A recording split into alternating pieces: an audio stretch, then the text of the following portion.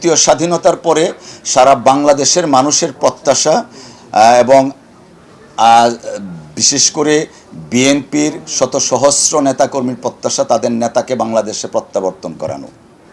আমি আগেও বলেছি, জনাব তারেক রহমান সাহেব এই গত 15 বছর ফ্যাসিস্ট রেজিমের এগেনস্টে বাংলাদেশের সবচেয়ে জনপ্রিয় এবং সর্ববৃহৎ রাজনৈতিক দলের নেতৃত্ব দিয়েছেন।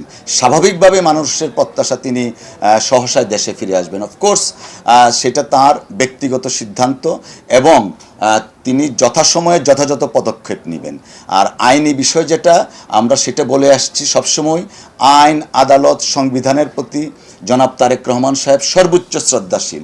তিনি জানেন তার বিরুদ্ধে যে মামলাগুলো হয়েছে প্রত্যেকটা মামলায় রাজনৈতিক উদ্দেশ্য প্রণোদিত, মিথ্যা, বানোয়াট এবং ভিত্তিহীনভাবে রায় দেওয়া হয়েছে। তারপরেও তিনি আইনের প্রতি শ্রদ্ধাশীল এবং আইনি প্রক্রিয়া, আমাদের সিআরপিসি আইন আদালতের প্রক্রিয়ার মাধ্যমে সেই মামলাগুলোকে আমরা মোকাবেলা করব।